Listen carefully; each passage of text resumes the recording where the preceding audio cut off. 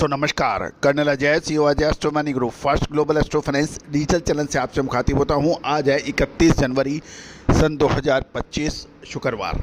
दोस्तों आज के एपिसोड में हम चर्चा करेंगे कॉटन के ऊपर।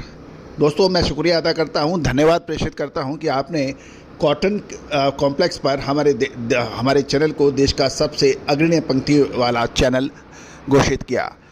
दोस्तों कॉटन में चाहे कॉटन हो, कॉटन सीड ऑयल केक हो, यानी कपासिया, खली, बिनोला और कॉटन की संपूर्ण जानकारी आपको हमारे चैनल पे लगातार अपडेट मिलती है। यदि आप साल भर में देखें लगभग 1000 से अधिक शो हमने कॉटन के ऊपर अपलोड किए हैं, जो कि एक कीर्तिमान है अभी तक। दोस्तों कहा जाता है कि सूचना के बगैर व्यापार अधूरा, पूंजी के बगैर व्यापार अधूरा, सही रिसर्च के बगैर व्यापार अधूरा और सही समय पर निर्णय नहीं लेने वाला व्यापार अधूरा। इन सभी की एक रूप में जो चैनल मिलता है वो आपको हमारा चैनल है। हमारी अग्रिम रिसर्च रिपोर्ट आपको फ़ायदा देती है कि अपने निर्णय सही करें, सही समय पे सही निर्णय लें। आज के एपिसोड में हम चर्चा करेंगे अमेरिकन प्रेसिडेंट डोनाल्ड ट्रंप के टैरिफ वृद्धि के भय से अमेरिकन कॉटन वायदा लगातार गिरावट है।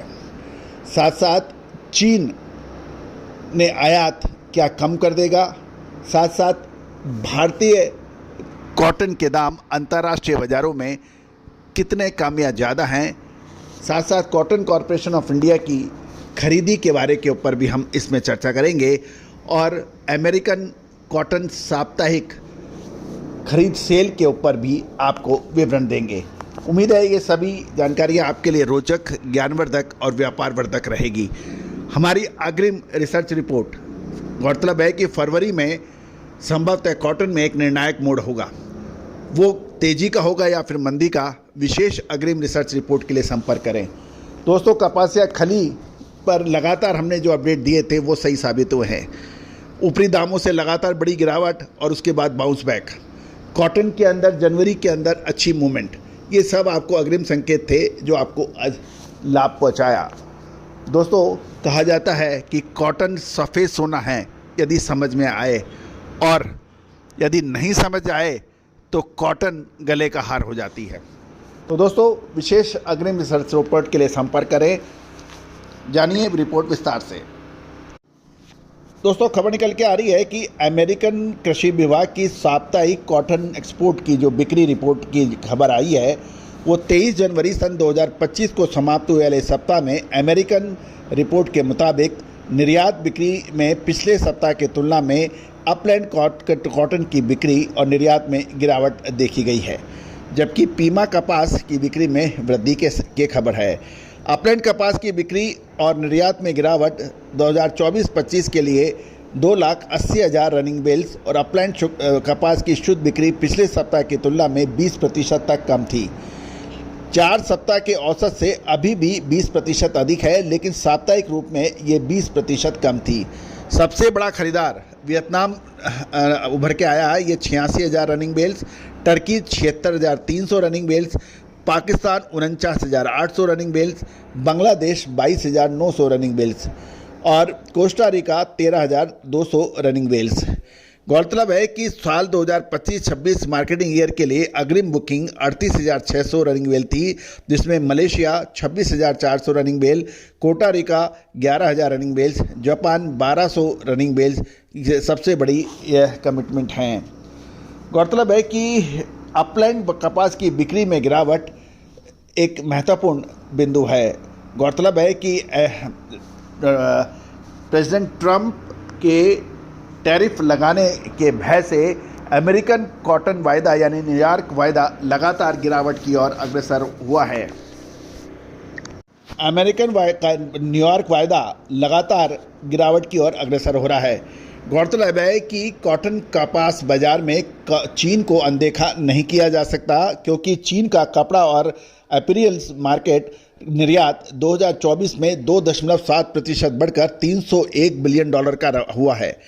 चीन की निरंतर आर्थिक कमजोरी के बावजूद ग्लोबल बाजार में रुई बाजार में चीन का वर्चस्व 2024 में भी जारी है।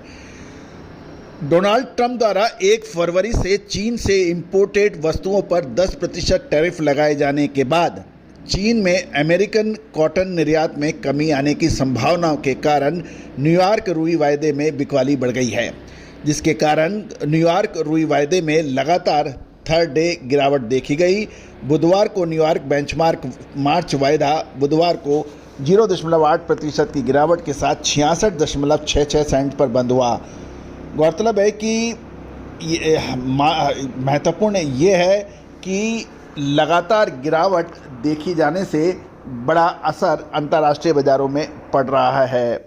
मार्च और मई के न्यूयॉर्क वायदे में सीधा बदला बताया जा रहा है, क्योंकि इसके अंदर डिफरेंस बढ़ रहा है। दूसरी ओर सीसीआई ने रुई की कीमतों में अपने जो बिक्री कीमत है उसमें कोई परिवर्तन नहीं रखा है।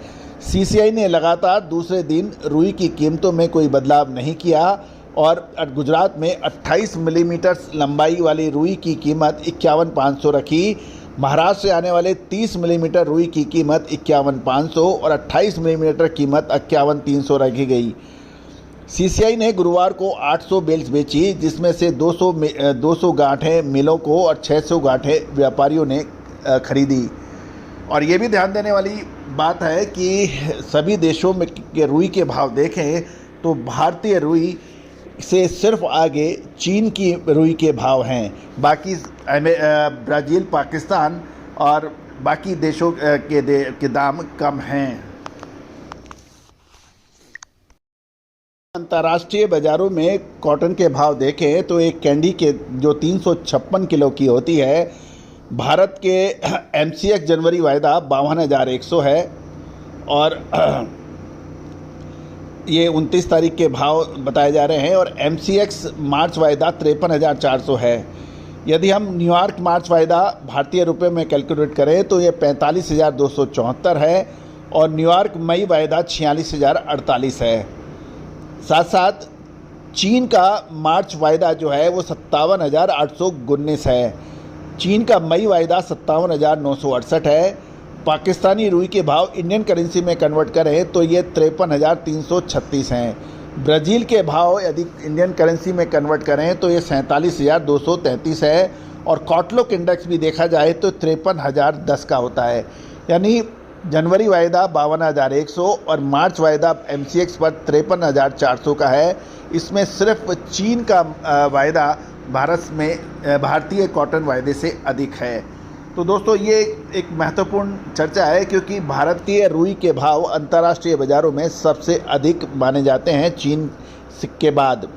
दूसरी ओर यदि हम लोग देखें कि अभी तक जो चालू सीज़न में अभी तक जो अराइवल्स हुई है वो 1,66,71,500 की हुई है। तो कुल मिलाकर अभी भी माल किसानों के पास काफ़ी हद तक है, स्पिनर्स के पास है और जिनर्स के पास है। तो दोस्तों अगले 2 महीने कपास के लिए महत्वपूर्ण तो रहेंगे ही, लेकिन फरवरी महीना कपास के लिए बहुत महत्वपूर्ण रह सकता है। क्या इसमें तेज़ी होगी या फिर मंदी? विशेष अग्रिम रिसर्च रिपोर्ट के लिए संपर्क कर सकते हैं, नंबर स्क्रीन पे दिए हुए हैं। All the very best, good luck, happy trading.